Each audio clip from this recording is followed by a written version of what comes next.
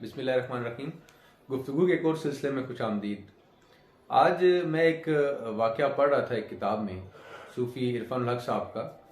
तो वो कहते हैं, शरीफ कुंजाई साहब जो हमारे शायर गुजरे हैं, गुजरात कुंजा से ताल्लुक़ था जिनका, बहुत मशहूर शायर, और CSS और PMS के सिलेबस में भी उनकी डिफरेंट नज़में शामिल हैं।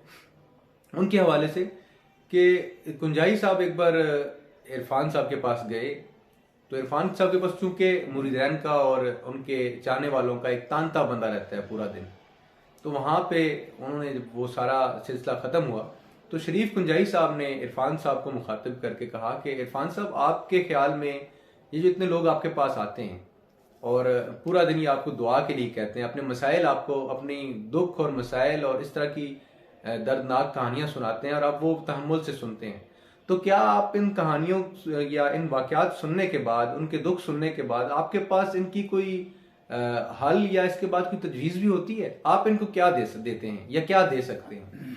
तो इरफान साहब ने एक बहुत ज़बरदस्त बात की।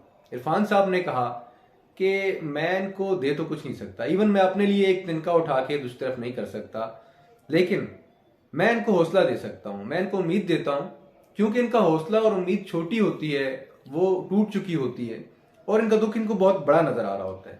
लेकिन जब मैं इनको हौसला और उम्मीद दिलाता हूँ तो इनकी उम्मीद इनके दुख से बड़ी हो जाती है, जिसकी वजह से ये अपने दुखों का इलाज खुद कर लेते हैं, या मखलूक खुदा अपने दुखों का इलाज एक दूसरे के साथ बांट कर कम कर लेती है।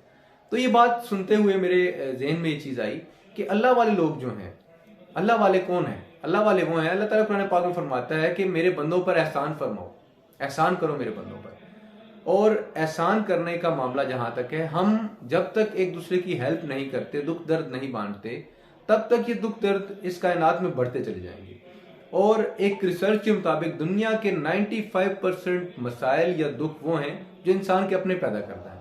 इसके अलावा बहुत कम ऐसे दुख और तकालीफ हैं जो नेचर की तरफ से आती हैं, जो कुदरत की तरफ से आती हैं। तो हम क्यों ना इन दुखों को आपस में मिल बांट कर या आपस में शेयर करके इन दुखों की इंटेंसिटी कम करें, ताकि हम एक खुशियों भरा मुआशरा तश्कील दे सकें।